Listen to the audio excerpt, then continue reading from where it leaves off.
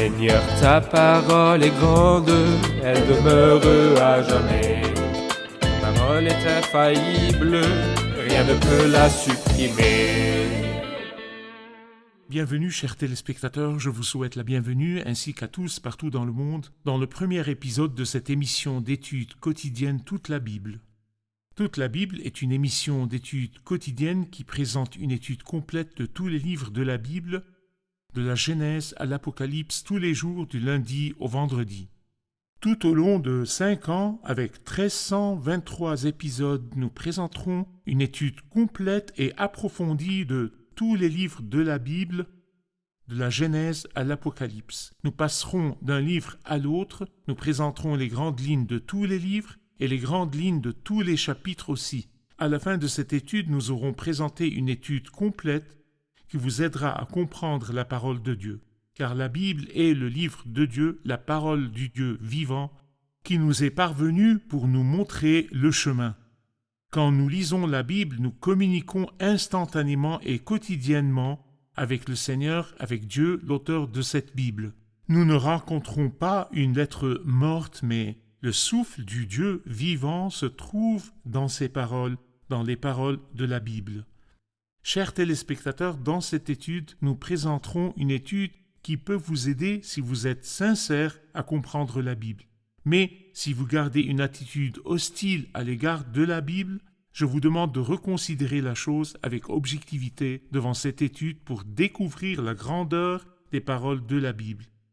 Et j'ai confiance par la grâce de Dieu que si vous êtes sincère, le Saint-Esprit ne tardera pas à vous ouvrir l'esprit, car la révélation de la parole de Dieu donne de l'intelligence aux simples. Dans cette étude, nous présenterons dans un premier temps 10 épisodes en ouverture de l'émission qui parlent de la Bible, de l'inspiration, des théories de l'inspiration. Comment la Bible nous est-elle parvenue? Quels sont les aspects de l'unicité et de la grandeur de la Bible? Quels sont les aspects de l'infaillibilité de la Bible? Quelles sont les méthodes d'étude de la Bible et comment profiter de la lecture et de l'étude de la Bible? Ensuite, par la grâce de Dieu, après avoir terminé les 10 épisodes, nous commencerons une étude du livre de la Genèse, le tout premier livre de la Bible. Permettez-moi au début de l'épisode de souhaiter la bienvenue à mon invité qui nous honore au studio, le frère Youssef Riyad. Bienvenue, frère Youssef. Merci, frère Nous sommes Riyad. honorés. Bienvenue Merci. aussi à nos invités, soyez les bienvenus. Frère Youssef, quelqu'un a dit à propos de la Bible, il a dit « La parole du Seigneur est le Seigneur de la parole, que la parole de Dieu tombe dans les oreilles et dans les esprits, car elle contient la carte routière entre 2 éternités ou 2 fins. Lisez-la pour être éclairé et pour porter du fruit. Faites-lui confiance pour avoir la paix. Soyez en relation avec elle tous les jours et avec son seul auteur, le Saint-Esprit. » Ce sont les paroles qui ont été dites à propos de la Bible. Tout d'abord, je voudrais avoir votre commentaire sur ce titre ou ce nom ou cette phrase « le livre », non pas un livre, mais le livre saint. Qu'en pensez-vous? Je pense que c'est un livre unique.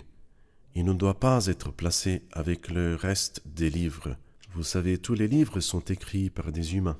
Ce livre, comme nous le croyons, est dicté par l'Esprit Saint. Des hommes ont parlé de la part de Dieu poussés par le Saint-Esprit. Et le très célèbre verset « Toute écriture est inspirée de Dieu », c'est-à-dire le souffle même de Dieu. Dieu a anciennement soufflé dans la poussière et en a fait un être vivant, Adam. De la même manière, cette parole contient le souffle même de Dieu. Elle donne à celui qui la lit en toute sincérité et objectivité, comme vous l'avez dit, elle lui donne la vie. Le Christ a dit, les paroles que je vous ai dites sont esprit et vie. Et je me rappelle ici d'une histoire que j'avais lue sur Walter Scott à l'heure de sa mort. Il a dit à son beau-fils et ami Luke Hart, « Lis-moi dans le livre. » Luke Hart regarde la bibliothèque qui contient 15 000 livres et dit à son beau-père, il lui dit « Quel livre tu veux dire ?»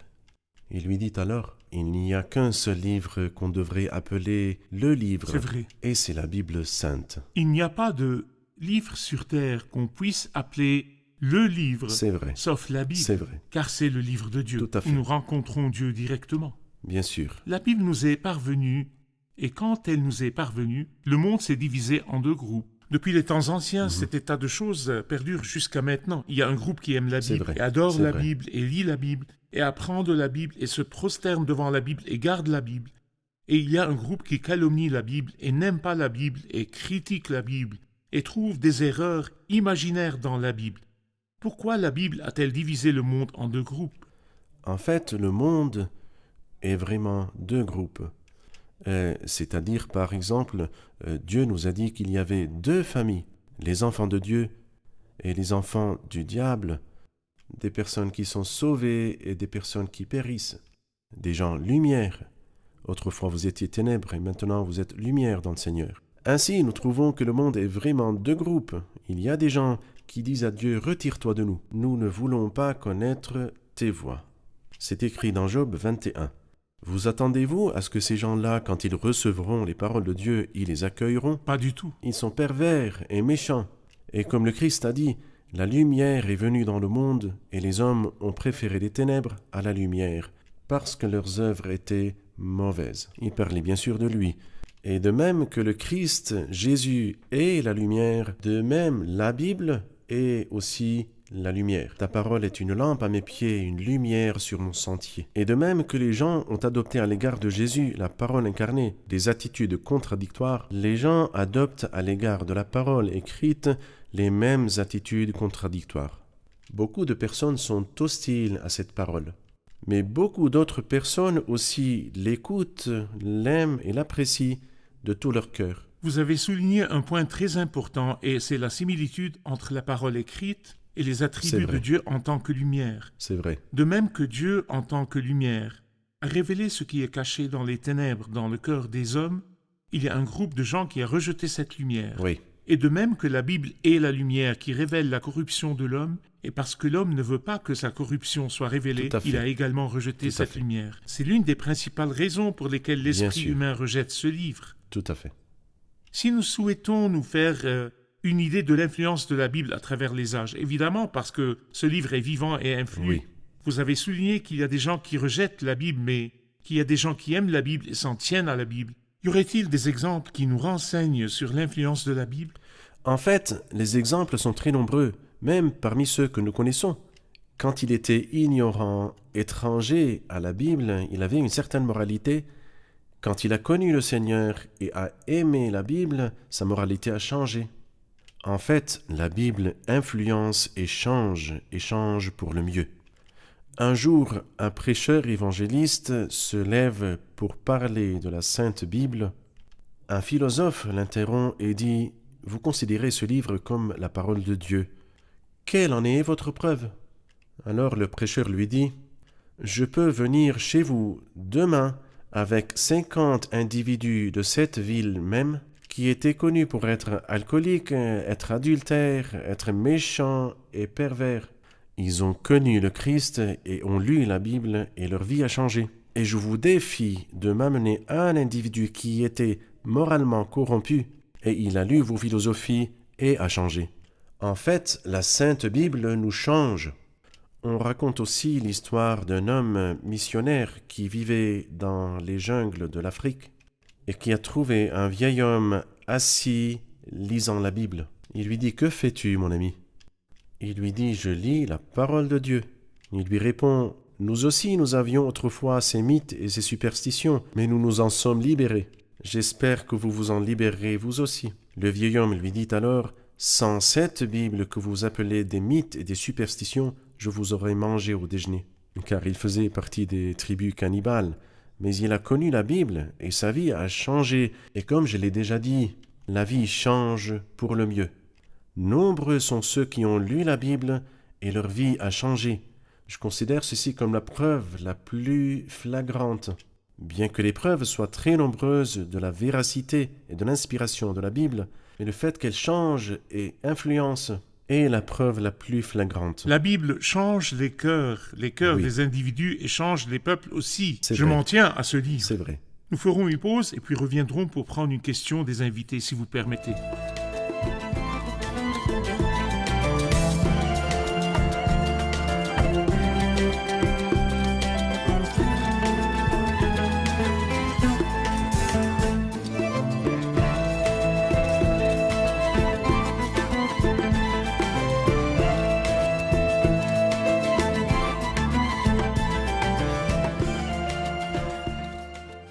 Avant que la loi ne soit écrite, il y avait une relation entre Dieu et certains individus comme Enoch et Abraham, sans qu'il y ait un livre ou une loi. Ma question est la suivante. Était-il nécessaire d'avoir une relation écrite comme la Bible entre nos mains, ou pouvions-nous nous contenter de la relation de n'importe quelle façon? C'est une bonne question. Pour une période de temps, jusqu'à Moïse, il n'y avait pas de livre. Et il y avait des personnes qui avaient une relation avec Dieu. N'aurions-nous pas pu continuer notre relation avec Dieu de cette façon sans avoir besoin d'un livre? En fait, je peux dire qu'il fut un temps où l'humanité était sans Bible, mais il n'y a pas eu un temps où l'humanité était sans révélation de Dieu. Dieu communiquait avec les pères. Et je peux dire que du début de la Genèse, en fait, du chapitre 4, il y a eu une communication entre Dieu et les hommes, il y a eu une révélation. Et à la fin du chapitre, on commença à invoquer le nom de l'Éternel dans Genèse 4, et il y avait une certaine relation. Néanmoins, en fait, nous voyons que le Seigneur a soutenu ce témoignage oral par la longévité. C'est pourquoi la période d'Adam jusqu'à Moïse se réduit en réalité à 5 générations seulement. D'Adam jusqu'à Moïse, une très longue période de temps, mais elle se réduit à 5 générations parce que le Seigneur a soutenu le témoignage oral par la longévité. Mais le besoin d'avoir un livre s'est imposé. Pourquoi? Pour plusieurs raisons. Après le déluge, l'idolâtrie a commencé, et la parole de Dieu risquait d'être oubliée ou d'être corrompue par addition ou omission. Aussi, pour le besoin de la passer de génération en génération et de lieu en lieu, pour ces 4 raisons, la préserver de l'oubli et des dégradations, et pour la facilité de déplacement de lieu en lieu et de génération en génération, la nécessité d'avoir un livre saint qui contient la révélation divine a surgi. Parfait. Vous avez indiqué que Moïse était le premier à écrire. Oui. Mais même si Moïse était le premier à écrire, il n'était pas le premier à connaître Dieu. C'est vrai. Il y avait déjà la connaissance de Dieu et une révélation de Dieu à certains individus depuis le début. Et la longévité était un moyen de Dieu de préserver cette connaissance dans l'esprit de ses témoins jusqu'à ce qu'elle fût parvenue à Moïse qui a écrit sous inspiration de Dieu. Très bien. On entend souvent l'expression « la Bible est un être vivant ».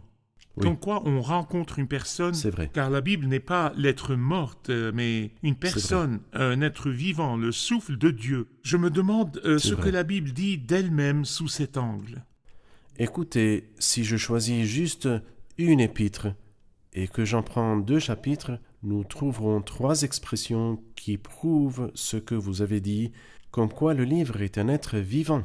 Si nous allons à Galates chapitre 3, verset 8, aussi l'Écriture prévoyant, celui qui prévoit, c'est l'homme, l'être vivant. Aussi l'Écriture prévoyant que Dieu justifierait les païens par la foi, a d'avance annoncé cette bonne nouvelle à Abraham. Toutes les nations seront bénies en tout. C'est-à-dire a prévu et a annoncé la bonne nouvelle. Prévu et annoncé. Très bien. Au verset 22, mais l'Écriture a déclaré le monde entier prisonnier du péché. La Bible a donc prévu, annoncé et renfermé. Nous arrivons au chapitre 4 qui nous dit « Mais que dit l'Écriture ?» Verset 30. La Bible a donc prévu, annoncé et renfermé et dit « Elle est donc un être humain ?»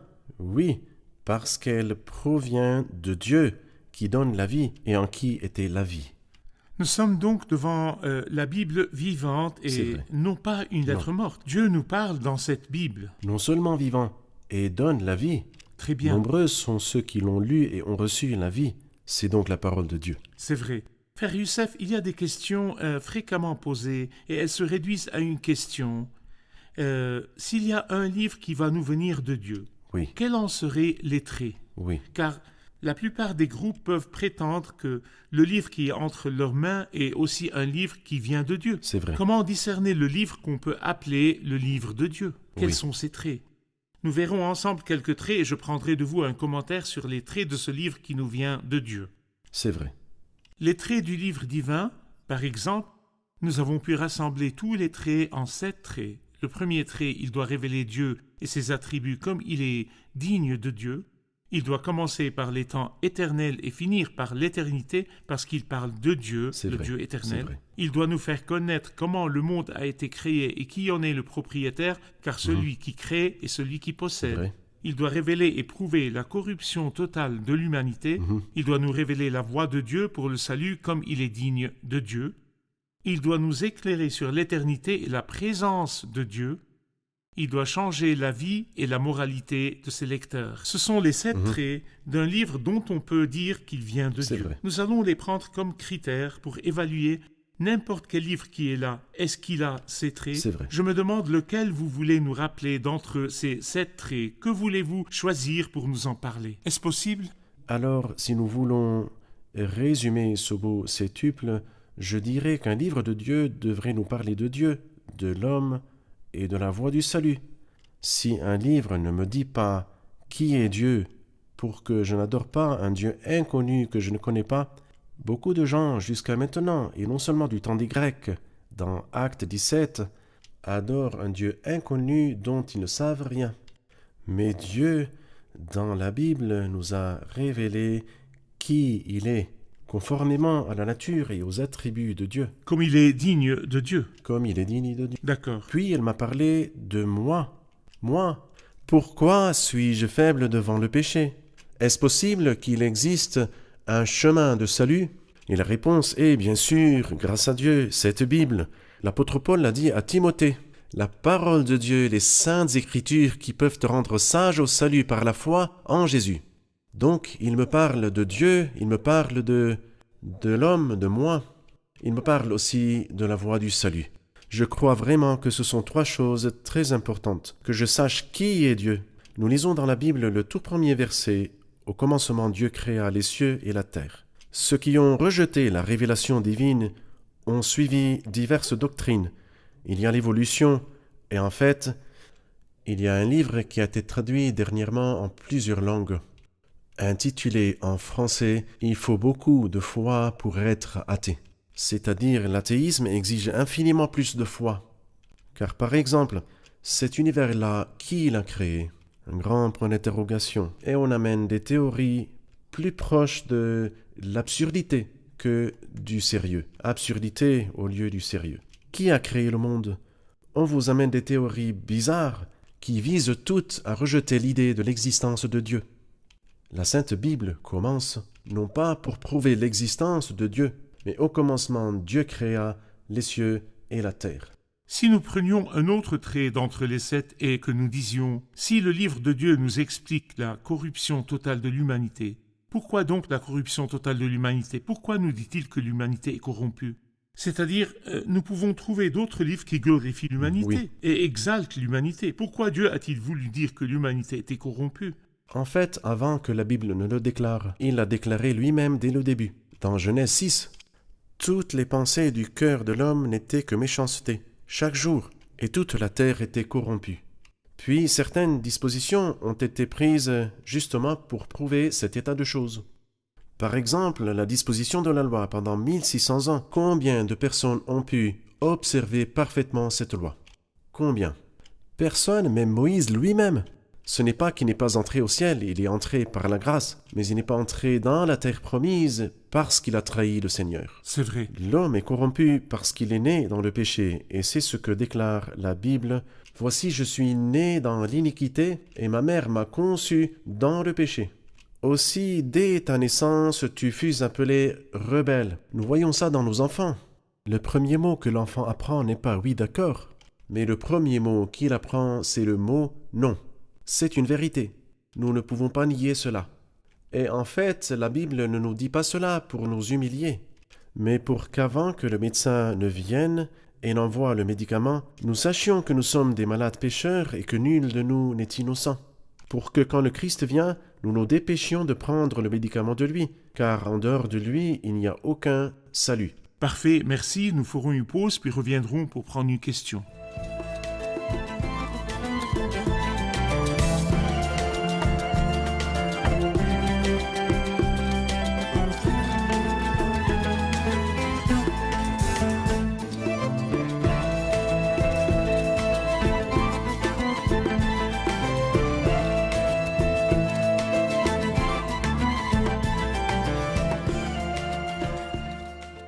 Nous savons bien sûr que Dieu est tellement illimité que les cieux des cieux ne peuvent le contenir. Mais est-ce bien qu'il se révèle dans un livre d'un nombre déterminé de pages et de chapitres? Le Dieu illimité, comment ce livre au nombre de pages limitées peut-il le révéler? Je réponds par un verset et une analogie. Le verset dit que la Bible n'a pas de limite. Le psaume 119 nous dit « Je vois des bornes à tout ce qui est parfait, mais tes commandements n'ont point de limite. » La parole de Dieu n'a pas de limite. Quelqu'un, par exemple, peut écrire un article en un jour et y raconter l'histoire de milliers d'années. Et si nous revenons au septuple que nous avons vu tout à l'heure, la Bible nous parle des temps éternels, elle nous parle d'éternité. Bien qu'elle fût écrite sur 1600 ans, elle nous parle de choses éternelles.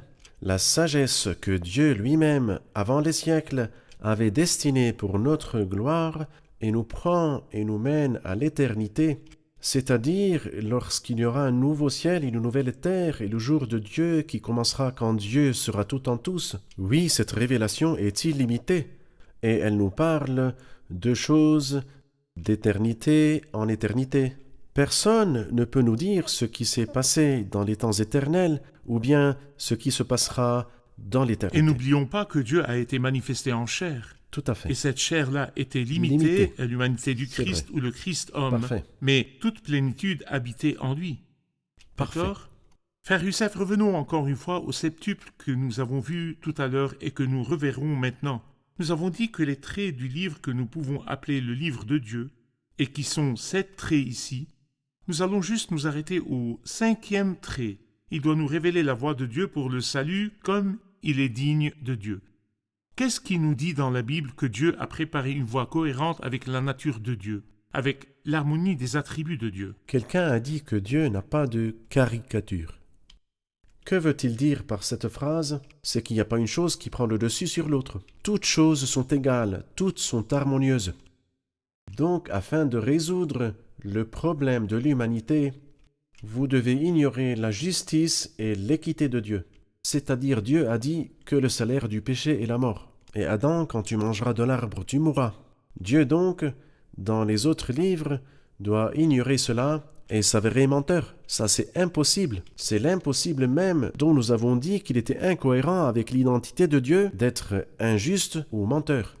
Mais où apparaît la justice de Dieu, la véracité de Dieu et l'amour de Dieu en même temps?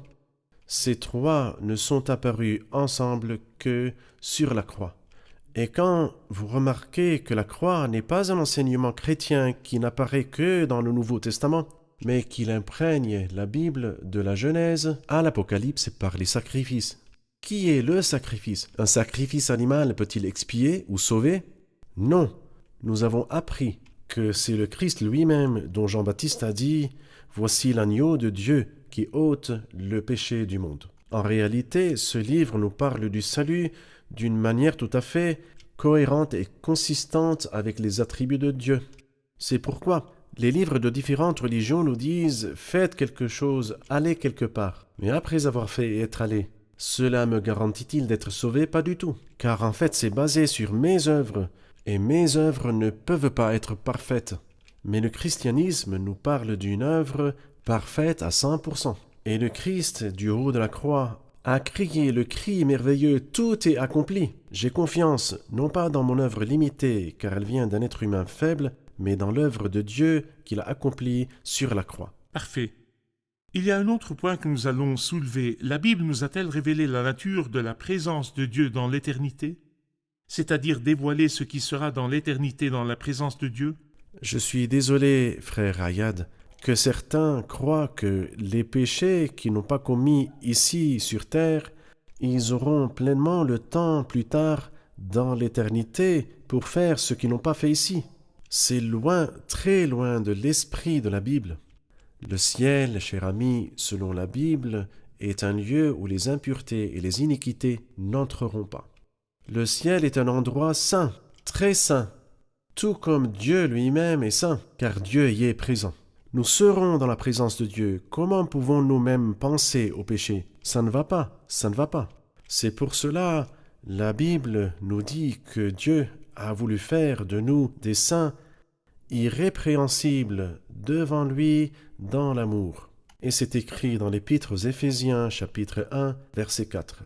La Bible nous dit que la nature de la présence de Dieu dans l'éternité est la sainteté, Oui, et que la nature des corps de ceux qui entrent dans la présence de Dieu, ce sont des corps immortels qui n'ont besoin ni de nourriture, ni de boisson, ni de sexe, ni de quoi que ce C'est soit vrai. dans la présence de Dieu, car la nature du corps a été changée, Oui. et elle est devenue à l'image du corps de Christ, Parfait. elle a été changée à l'image de la gloire. Tout Je à vous fait. remercie, frère Youssef, Que nous Dieu sommes vous arrivés bénisse. à la fin de l'épisode, nous allons le réviser avec nos invités. Sûrement, dans l'ouverture de l'émission aujourd'hui, il y a eu des choses utiles pour nous. Je me demande ce que nous en avons tiré. La Bible a changé les gens et les change toujours. Car sa parole est vivante et efficace, plus tranchante qu'une épée à 2 tranchants. Oui, elle change de la corruption et la mort à la vie et des ténèbres à la lumière. Elle est comme un feu et comme un marteau qui brise le roc. Seule la Bible mérite d'être appelée le livre.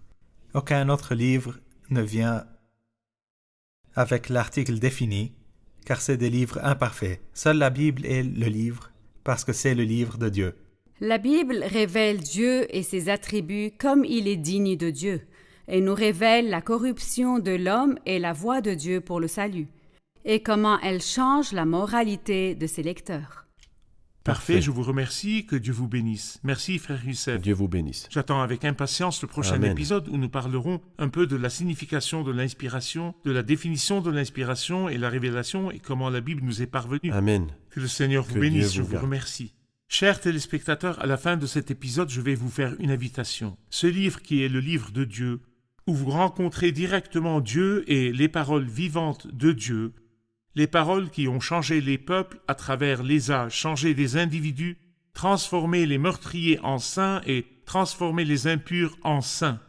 Ces paroles vivantes qui ont planté dans le cœur des hommes, quand ils les ont reçues par la foi, des espérances et un avenir brillant, et ils ont vu aussi la sainteté de la présence de Dieu dans l'éternité. Ces paroles qui ont transformé des gens de mauvaise réputation en saints, proclamant la justice et vivant la justice. Et vous aussi, vous en ferez l'expérience si vous recevez ces paroles comme étant les paroles de Dieu. Si vous avez des questions ou des demandes de renseignements concernant la Bible et les théories de l'inspiration et comment la Bible nous est parvenue, écrivez-nous sur info@toutelabiblenet ou vous pouvez nous visiter également sur notre site web. Vous pouvez également nous envoyer vos questions sur notre page sur Facebook ou appeler sur les numéros qui apparaîtront pendant les pauses dans les prochains épisodes. Nous nous reverrons dans le prochain épisode. Que Dieu soit avec vous.